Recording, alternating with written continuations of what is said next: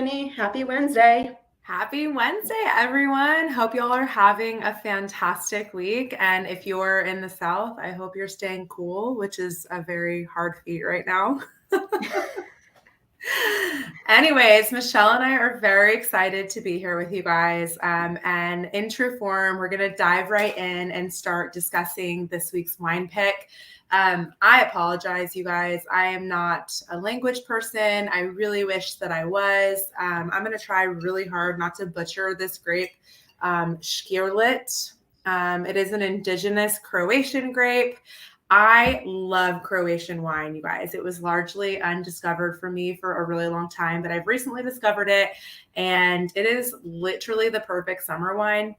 Škirlet is an indigenous grape, like I mentioned, and it has a lot of like minerality focus. There's going to be some peaches, some pear, super zippy, super light, perfect for hot weather. It's also done in stainless, which is going to be a pretty consistent theme for me throughout the summer because who wants to drink a heavy wine when it's this hot? I was just chatting with Michelle before this, and like I didn't even notice this. I've been drinking this wine for quite some time. I never read the bottle, but I'm just going to read the bottle to you guys because it literally sums it up, and it's a poem. So who doesn't love that? It says, sunny days, pears and peaches, summer vibes, chill on beaches, sushi, salty, spicy snack, pour Škirlet with all of that. So like, who doesn't love somebody who is creative enough, A, to write a poem, and B, they gave you the pairings right there, guys. Because literally all of those things are the pairings that you should have with this wine. Love it. It's such a cute poem. It's literally one of my favorites. So highly recommend. Oh, and we'll get to the podcast today, which is Ballin on a Budget. But literally, speaking of Ballin on a Budget, this wine is so affordable and it drinks so elegant. So if you guys are looking to like impress when you go to a party and you want to bring somebody something that is just really elevated and elegant and has a lot of personality, but you want to pay less than $15, this is the vibe. So love this one. And without further ado, we're going to get into the rose and the thorn for the week. I'm going to have Michelle start us out. Okay. So my rose of the week, it was Father's Day on Sunday. So I was able to take my dad to Arthur Avenue in the Bronx, which is the little Italy of the Bronx. And it was so much fun. I love that. We walked up and down the street like an hour and a half, just grabbing like little goodies. I might have gained a few pounds just in the trip. We stopped for pizza like 11 a.m. and we split like 3 slices, but it was over and all a good day. So that was my rose of the week. My thorn of the week was I had a package stolen for me, and it actually contained my outfit for the Shania Twain concert, which I'm going to next week. So now I'm going to have to scramble to find a new one. That is literally the worst because I'm sure there's like sparkles all over it, like very Shania Twain-esque. Yes, exactly. And now I have only like less than a week to get a new outfit. So I might have to be ordering one from Amazon. So we love their delivery. You know, you gotta love Prime. I'm going to a birthday party later this month that is 2000s themed. And I was like perusing all over Prime for like all like the cherry tops and like all of those like those flip-flops that we wore that had like a heel on them. The worst stuff. Amazon will come in clutch for you guys. They will. That really sucks about your package. I'm sorry. It's okay. Get over it. We'll have to just get another one. Exactly. All right, Jenny, why don't you tell us your rose and thorn of the week? Yes. So my rose of last week it was brought to my attention that Southwest Airlines was having their annual sale, which I'm not sure if that's good news or bad news, but I like went a little bit ham on the sale. I booked the rest of my business travel for the year, which is great because I was able to get some really awesome deals. And then my husband is from Louisiana originally, which for those of you who have been to Louisiana or spent any amount of time, there's a lot of pride surrounding that. And it's just like such a fun culture, depending on where you are. So we booked a trip to New Orleans, and we haven't been there since like our first trip ever when we started dating was to New Orleans. So I think we got a round trip ticket for both of us for like sub $220, which is like literally insane. I was super stoked about that. Definitely my rose for last week. And my thorn, I promise this is not me having a lack of originality, but I am literally melting in Texas. Like it's been over 100 degrees for like the entire past 2 weeks. You can't do anything outside. Literally the only saving grace is like jumping into a body of water. And every single year I forget how bad it is. That's my thorn. Oh, no. That is not good. I cannot do that. I feel for you. It's like 3 months out of the year and you just have to like grin and bear it. But alas, whatever. I'll get over it. And then I'll probably quit complaining about how cold it is very soon. So exactly. First world problems. Exactly. I am so glad though that your rose has something to do with today's topic, a little bit about vacation budgeting. I know, isn't it spending? So yeah, isn't it so serendipitous how the universe seems to just like stack that right on up for us? I'm obsessed with it. Yes. Well, before we dive into the topic, obviously our quote queen has to have something to say. Yes. So this week's quote is brought to us by Benjamin Franklin, and if you fail to plan, you plan to fail. This is one of my favorite quotes because I am a planning freak. I'm sure Jenny knows, but it is so important to plan, not only within your finances, but overall in life, and that brings me much happiness. Planning. I did not know that was OG Ben Franklin. Like, yeah. So Taylor Swift recently quoted that in one of her songs, and yeah, she did. And I was just like dying because I've been doing, one of my best friends is obsessed with her. And I've been doing a really deep dive into T Swift these days and the lyrical genius that she is. So yeah, now I know who to credit that quote to. Yeah. There you go. I love it. Okay, so our topic today is balling on a budget, you guys. So we're going to be diving into creating a budget for travel, for life, for extravagant dinners, if you will, kind of like digging into the nuance of it's okay to spend on the things that bring you joy and happiness so long as you plan for them. So Michelle, who is our resident financial expert, is going to be diving into a lot of the things that can give you peace of mind surrounding that. She's going to talk about vacation travel, spending tips, and then even some side hustles, how you can increase your income. She's mainly going to be sharing, with all the expertise that she's gleaned over the years, but I'm also going to be asking her some questions. So we're going to kick off with a question that is really near and dear to both of us. And I kind of want her to walk you guys through. Michelle, tell us a little bit about why budgeting is so important to you. Yeah. So I really, truly believe that budgeting is that first foundational layer of all of your finances. And really, if you want to take control of your finances, you really want to begin there. And I remember I taught this to myself first. That's the first thing that I want to, help my clients with, is creating a budget and helping them stick to it. Once we want to get into all those fun financial things like investing, being in the stock market, retirement planning. But first of all, we have to have our budgets under control, making sure that we're living within our means. And yes, that's another thing that I am so I stress this so much, but always want to make sure that you're living within your means. You don't, like Jenny was saying, you want to spend money on things that make you happy, but you don't also want to go over control where now you're derailing your financial goals and your financial future.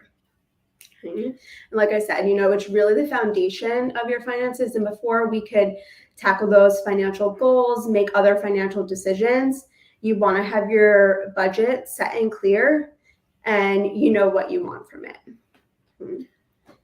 So Michelle, kind of digging into this because you have a different background than I do. And I feel like a lot of these principles were taught more to me by somebody like you. So I guess I'm curious, how did you start to implement some of these strategies with regard to budgeting? How did you learn to budget for yourself?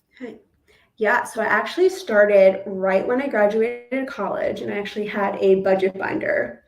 And what I would do, I would print out just like weekly sheets and stick them in a budget binder, I would call it. And every week I would go over my income and expenses and just make sure that I was creating a good budget for myself, to stick with. And like I said, I just got out of college. I started to make a decent salary, and I wanted to be able to live within my means and also start saving up for like the bigger purchases that I wanted to buy. And I started, working when I was 14 actually, and I remember begging my mom for a job. And at first it was so funny. So at first she was like, "No, you're too young. You have to, you know, just stick with your schoolwork after school." And I was like, "Mom, please, like I promise I'll have all my schoolwork done. Please just let me work." So once I started getting, my own money, I was like, okay, this is really cool. And that kind of stuck with me, and I just grew to, knowing I wanted to save it, not blow it away, make sure that I could buy bigger purchases in the future. What was your first job? My first job. So when I was 14, I was actually a cashier at a supermarket. Oh my gosh. Very fun. Yes. I love it. And I love that the direction that you took it was like, let's learn about budgeting. My first job, I was like, how many pairs of shoes can I buy? I was like, that's funny. No, I'm sure, I wanted to buy the shoes too. I was just making sure that I had enough money saved for it. But, some of us are just wired differently, you guys. Exactly.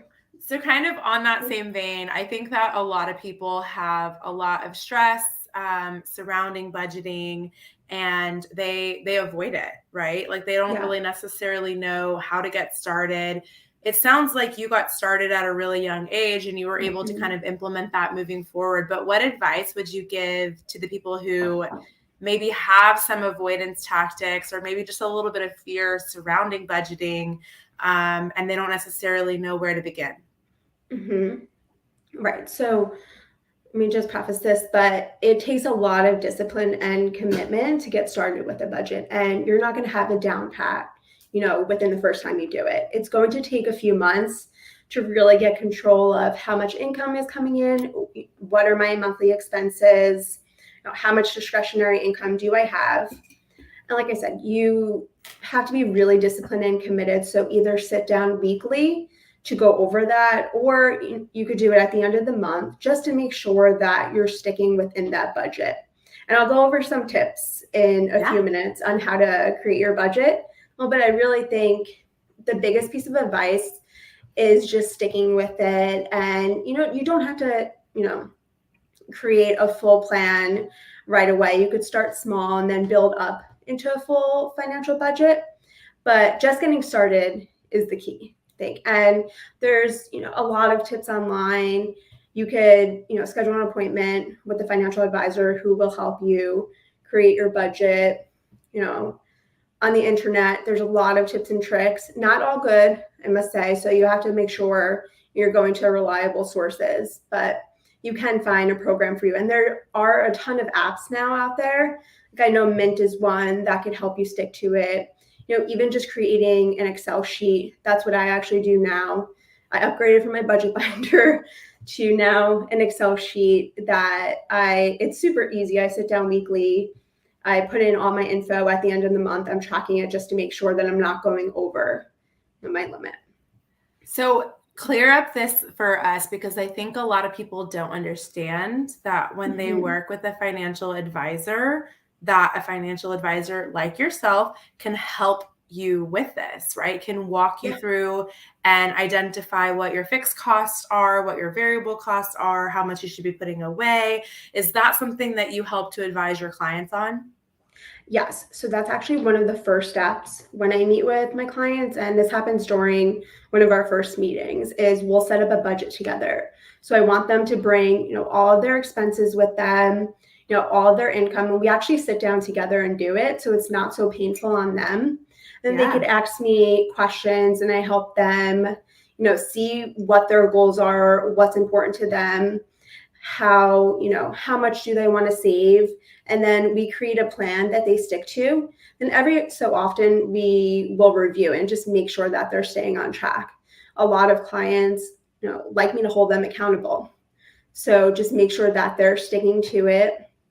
But like I said, so that's really that first foundational layer that most advisors are going to help you with starting off. That's amazing. And I think, again, like I said, that's lost on a lot of people because they feel like they have to do it all by themselves. And maybe they have this perception that an advisor is really only going to help them at a higher level. And a good advisor is going to help you and give you a foundation and provide you with the educational backdrop that maybe you don't have. So you guys can work together. Okay. So one of the other questions I wanted to ask you, kind of piggybacking off of that, and I think you're going to get into it, but I'm anxious to hear your thoughts on it. Walk us through a little bit of how you help to create your budget or your client's budget from a tactical perspective. Okay. Yes. So first you want to start with looking at where your income is coming in from. So you're looking at what you're getting paid from your salary, your side hustles, which we'll actually be talking about later, and how to start some side hustles to get extra income coming in. Then also your investments, if you're getting any dividends or interest from that. You then want to write out all of your monthly expenses. So that could be anything from your credit card bills, loans, how much you're spending in groceries, transportation, gas. Really want to have a clear picture of everything that you spend your money on each month. After you have that, you then want to create some short-term and long-term financial goals. So that could be anything from your emergency savings fund, which is a really important fund for you to have. We always like to tell our clients that that's really the also like foundation of savings. You want to have that set up first before you move on to any of your other goals. And we recommend anywhere from 3 to 6 months worth of living expenses.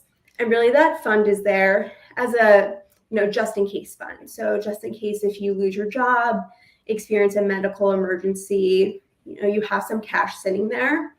And we also recommend that you put that into a high yield savings fund. That way you're gaining some interest on it. It's not just sitting in the bank earning nothing. Can you provide sorry to interrupt you, but I think a lot of people don't necessarily know what you mean when you say a high yield savings account. So kind of walk them through what the difference is between having one or just having your money kind of sit in a bank account. Right. So our regular savings accounts, say like I bank with Chase or there's Bank of America or Wells Fargo. We have a regular savings account, we're probably only earning minimal interest, meaning 0.1%, 0.2%. Whereas in a high yield savings account, right now, interest rates are very high. So you're earning anywhere, say from 3 to 4%. Wow. So you're gaining more interest than just sitting it in a regular savings account. I remember this emergency savings fund money is money that we don't want to touch. So it's just sitting there. So we know we're not going to be pulling from it. That's why we want it sitting there earning as much interest as it can while it's sitting there.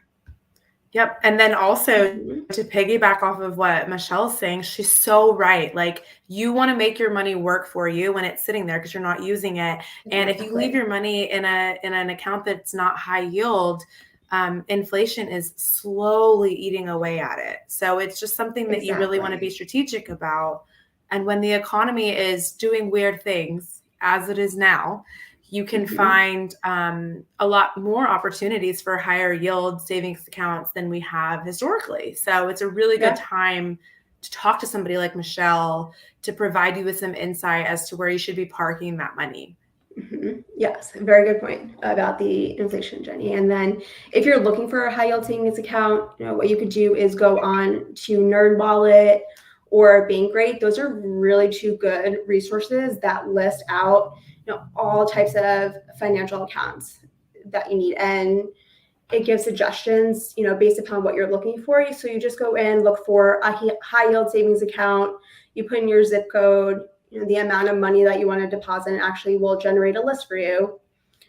We also recommend looking at the stronger financial companies, then also what rates they're offering on them. That's amazing. What about retirement? Is that something like in these initial meetings when you're looking or when you're thinking about budget, just in general, is that something that people should be thinking about? Yes. So it is something that you should be thinking about, no matter your age. And it is one of your, it could be shorter or longer term goal that you want to save up for. And two factors that you really want to look at when thinking about your retirement are, what age do you want to retire? And how much money are you going to need every year when you retire? Once you have, those two numbers, kind of have a good, idea of how much money you will need to have in retirement. Once we have that, we could come up with a strategic plan of how we're going to get there. We look at Social Security. How much will you be receiving from that annually? You then look at, are you maxing out your employer benefit fund? So are you maxing out your 401k? Are you taking advantage of the employee match?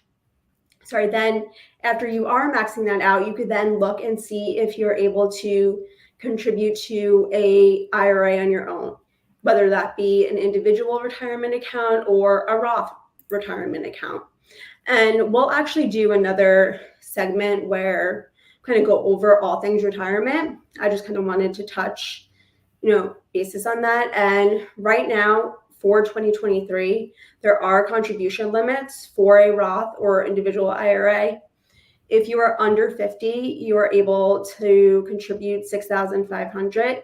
If you're over 50, they give you an extra $1,000 to contribute. So that limit is $7,500. That's awesome. And I definitely, just so you guys understand, Michelle is a wealth of information about all of these topics. And this episode is really meant to give you a baseline of things that you should be thinking about, just big picture. And we will be doing a little bit deeper dives into some of these categories, because I think it's really important that you hear from her as to how to translate this knowledge of what should be taking place into actuality through tactical steps. So we're definitely going to dive into that a little bit further, but she's just giving you a very high level overview of what to think about. Right, exactly. There's so much information in the financial world. So we don't want to just like blurt out everything on you in one episode. So that's why we want to be strategic and, break them up for you. But a few other goals that you could save for or are your vacation fund, which we'll talk a little bit more about later. If you're saving for a down payment on a home, if you want to pay off your debt, say you have a few credit card bills you want to tackle and get rid of. If you want to start your own business, you need to have a plan on how you're going to fund that business. You want to start growing your money by investing in stocks, mutual funds, or also, our furry little pets. They have emergencies too. You always want to make sure that you have some money allocated in case of an emergency for a pet or even for your car. Say if your car breaks down, you need new brakes. Sometimes we don't have that, amount of capital on hand. So we have to borrow it from, our emergency savings fund. Yeah. And and you guys, you would be surprised. A lot of these events that Michelle is touching on can be catastrophic to the average American household. And these are things that, it's funny. When I first started budgeting and meeting with a financial advisor, one of the things that I didn't think about was every single month, you should have a line item as a fixed expense for car maintenance. Yep. Because a lot of times car maintenance it's not going to present every month. It's going to be, oh man, got to replace the brakes. That's $1,000. Right. And if you don't have that budget where you're putting money into a pot, that's catastrophic for a lot of people. So, and me personally, I'm obsessed with my dogs. If anything were to happen to them, I would go bankrupt if I didn't have the money to try and help them. Right. So it's just so much peace of mind that is associated with planning. Yeah. Those things are huge There to is. think about.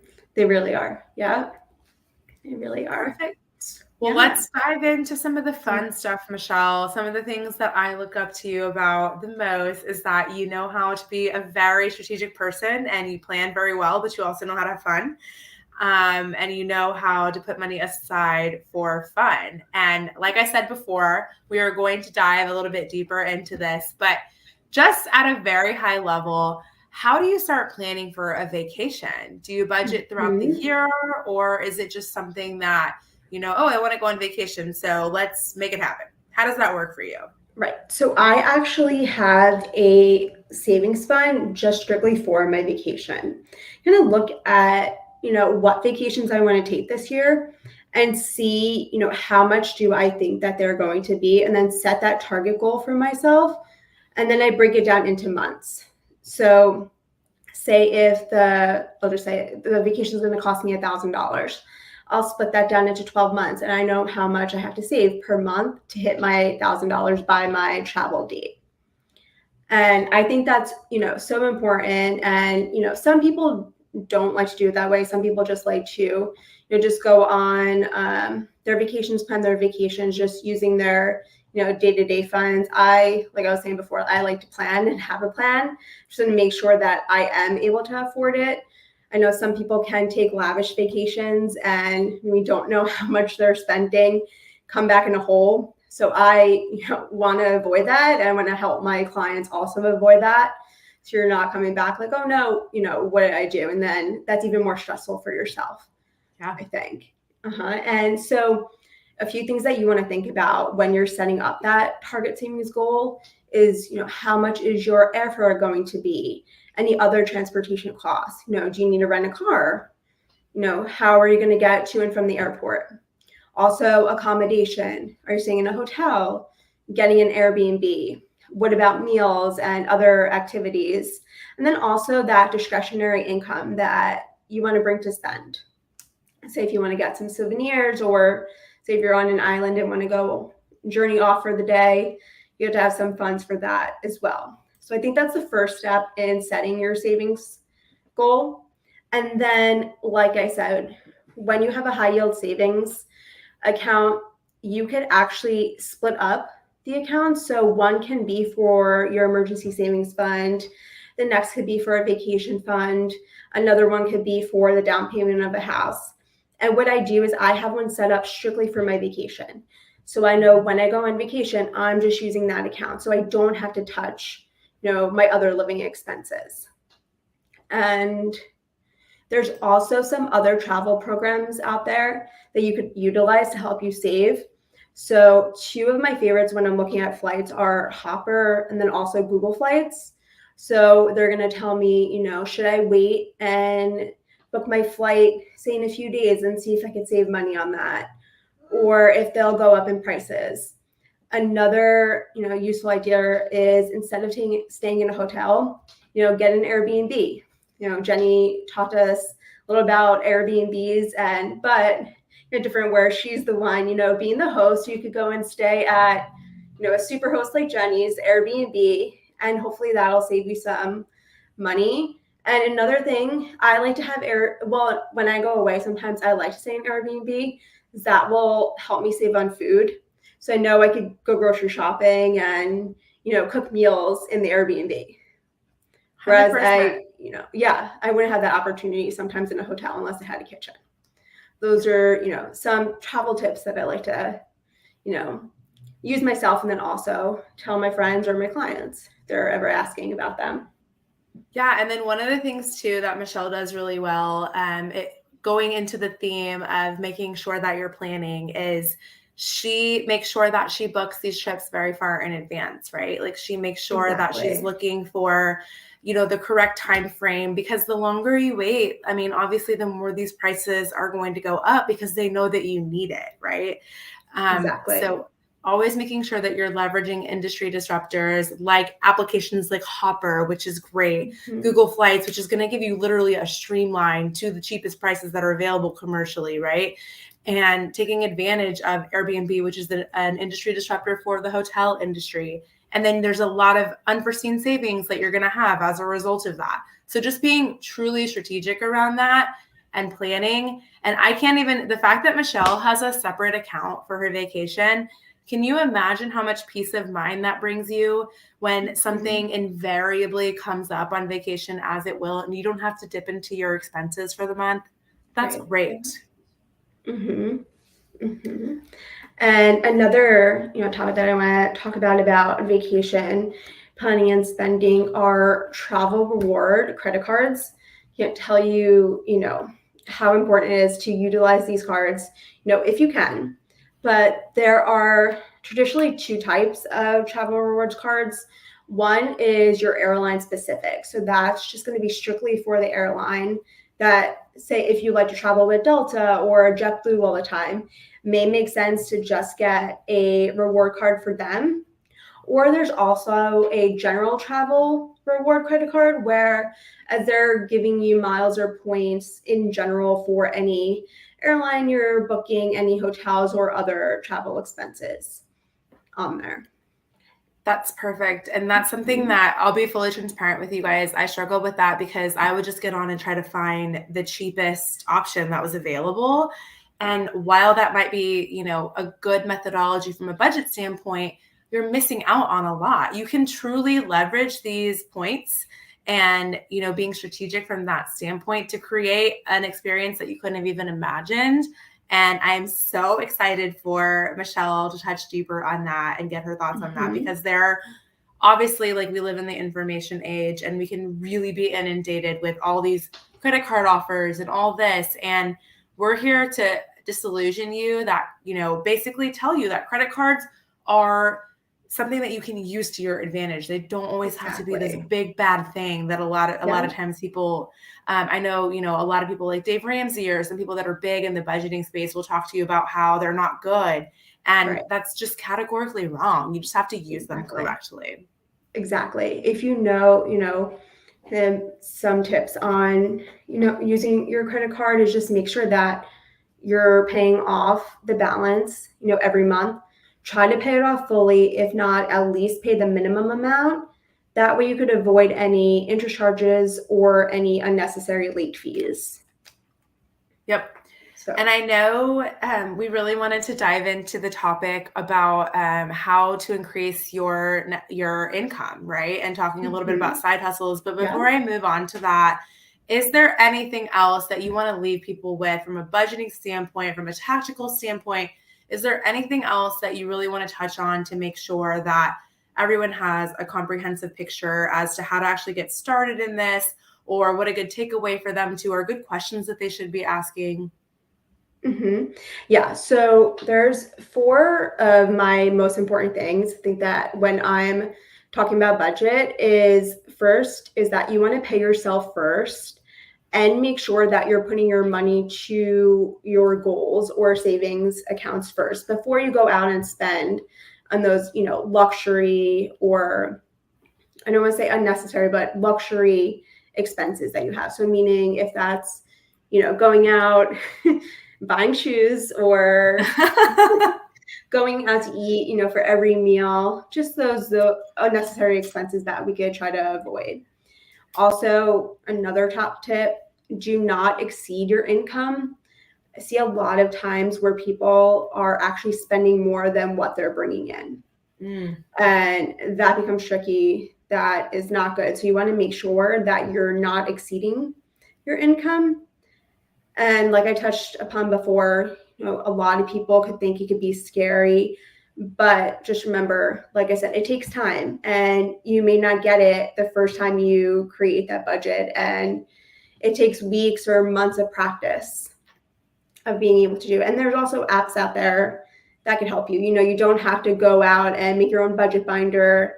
You can download an app that will help you, look at your accounts every month and help you set up those categories.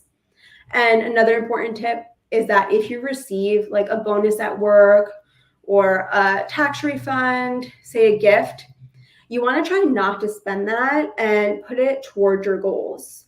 That's going to help, saving for your goals even easier. Absolutely.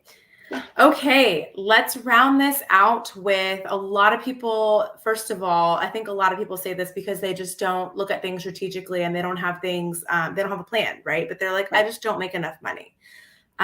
So let's dig in a little bit. What can you do to become more valuable and make more money? What are some strategies that you've seen work for, either your peers or your clients that have helped them to kind of level up and reach their goals faster? Mm-hmm. Now I'm seeing so many more people, have side hustles that are touching on, say, their passions and not what they're doing in their 9-to-5 jobs. What a side hustle is, and just explain if nobody has heard the term before, but it's just an additional employment opportunity outside of your 9-to-5, and allows you to make supplemental income. So that's income that, is not coming in through your normal salary. It's coming in through the side. Helps you, save more money, make an additional income to use towards your expenses every month. Now, some examples of some popular side hustles that I've seen are, you could be doing freelancing work. Say if you like journaling, writing articles, find some freelancing work, for some magazines. You could work on social media, website designs, things like that. You could also, I know there's a lot of tutoring opportunities out there, or also coaching opportunities. You can Uber, or also do food delivery for Uber Eats, DoorDash, so that's for some extra income. You could rent out a spare room on Airbnb. I know some people are always a little hesitant, but that is an option if you do have a spare room to make some additional income. You could create an Etsy shop where, say, if you're very creative, like to make crafts and want to sell them, so you can monetize on that. You could also take up dog walking or pet sitting, during the day if you have some extra time to set aside for that. You could also sell your items that you no longer use on Facebook Marketplace or Poshmark. I actually do this a lot. It's funny. So I'll go through my clothes every month. If I haven't used it, I'll try to list it on Poshmark, or other furniture or knickknacks that I'm not using, I'll list on Facebook Marketplace to see if I can make some extra income. Or you could also start your own small business. If you want to start your own business, you have to start somewhere.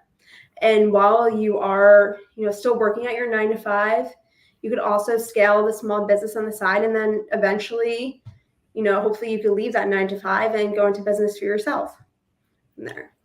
Absolutely. And to piggyback off of what Michelle was saying, I used to be the worst culprit when it came to maybe my furniture needed a refresh or my clothes did. And what I've started to do recently is make sure that I'm taking every single opportunity to sell what I can, because what I then do is I take that money that I made off of something that I already possessed and I use it as additional discretionary income. So if I'm going out on the weekends and I want to try a new restaurant, I'm just going to take from the money that I made off that opportunity rather than dipping into my budget. And it's not free money, obviously, but it gives you that feeling where you're not derailing your goals, right? So there's so many opportunities. We live in an economy, the gig economy now, right? And there's so many opportunities to make sure you're capitalizing on that. Obviously that's not a reality for everybody, and not everybody can take advantage of it. The tips that Michelle gave initially from a budgeting standpoint and getting that foundation are of the utmost importance. But if you have other aspirations to continue to grow that discretionary income at a faster rate, these are really amazing opportunities for you to be able to do that. Mm-hmm. Definitely. Awesome. Well, Michelle, thank you so much. I learned so much from you. I always do. So I'm really appreciative of you going through that. And then for everybody, as we do every week, we will release the wine next Monday for you guys to come drink with us on Wine Wednesday. And the topic that we're going to be going over next week is limiting beliefs surrounding money, specifically as they pertain to women. And I know that Michelle and I are really excited to dive into that topic. We are, yes. So I hope everybody has a good week. We can't wait to see you next week. Absolutely. You guys have a great week. Go kill it.